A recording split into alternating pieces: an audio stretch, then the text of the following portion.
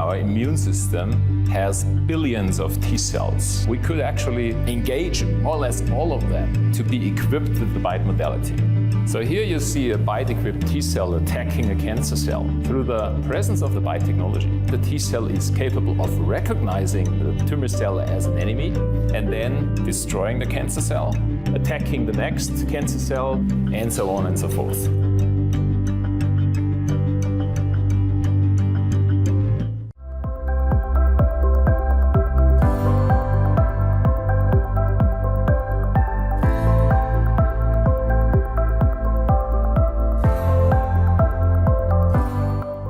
So LOXO-305 is a non-covalent BTK inhibitor, and it differs from the other molecules that are currently approved because they're covalent BTK inhibitors. They bind differently to the target and irreversibly to the target.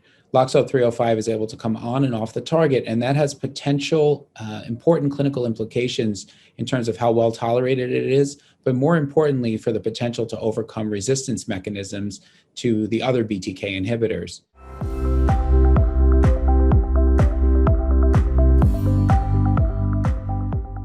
This is a phase 1/2 trial for LOXO-305 for patients with relapsed or refractory B-cell malignancies. And in total, there have been 323 patients treated on the trial. I presented 170 patients with CLL, but the remainder are patients with mantle cell or Waldenstrom's or other B-cell malignancies. This is a dose-finding study in terms of the phase 1 portion. So we used a standard 3+3 design.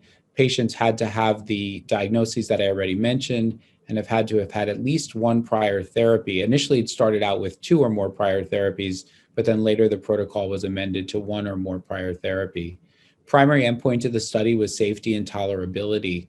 But in terms of the patients themselves, it's really important to note how heavily pretreated these patients really were. For CLL, for example, there were 3 median prior therapies, but the range was all the way up to 11. And if you count the patients who had a prior BTK inhibitor, the median number of prior therapies was 4. And then if you look at the individual therapies, you see 86% had a prior BTK inhibitor. But if you go down the list, many of these patients had prior chemotherapy or anti-CD20 antibodies. Essentially, all patients had all 3 of those agents. And then many have had other classes that are approved, like BCL2 inhibitors or PI3K inhibitors. And some have even progressed beyond CAR-T. And then in terms of the baseline molecular characteristics, again, many poor risk features, including that mutation that I previously mentioned, CYS481 mutation in BTK, which renders covalent BTK inhibitors to be ineffective, but also many patients with a deletion 17p or a TP53 mutation or IGHV unmutated. So I would describe this population as a very heavily pretreated patient population with CLL and other B-cell malignancies who failed most, if not all, prior standard therapies.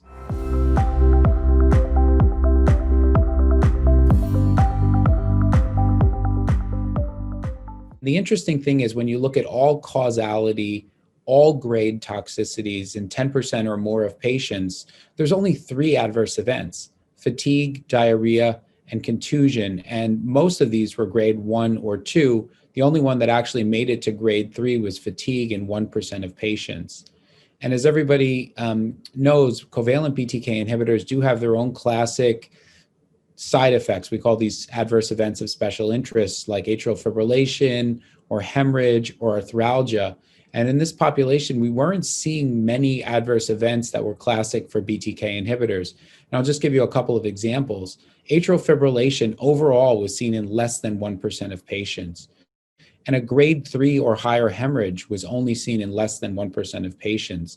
So while this is kind of relatively early follow-up and we need more data on chronic administration, it does appear to have a somewhat distinct profile, not similar to what we've seen from other BTK inhibitors.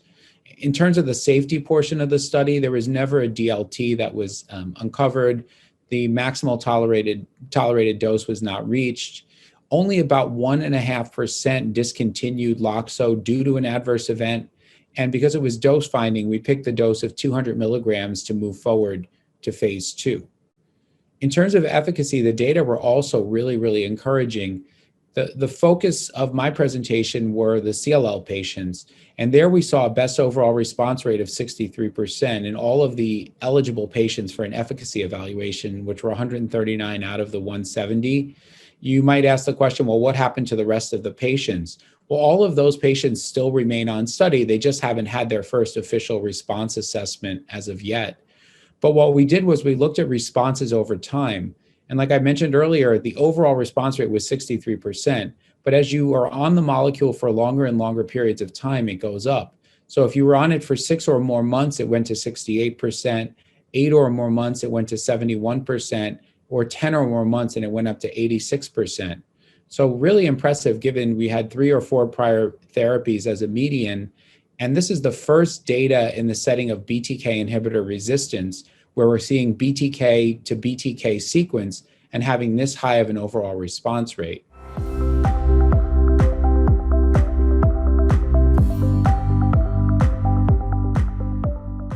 For this study are to continue phase 2.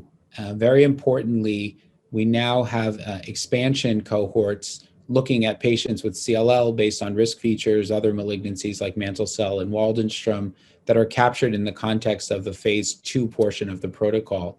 So getting more data on safety, getting more long-term follow-up data on this patient population enrolled and presented now, but expanding that to get more information on efficacy.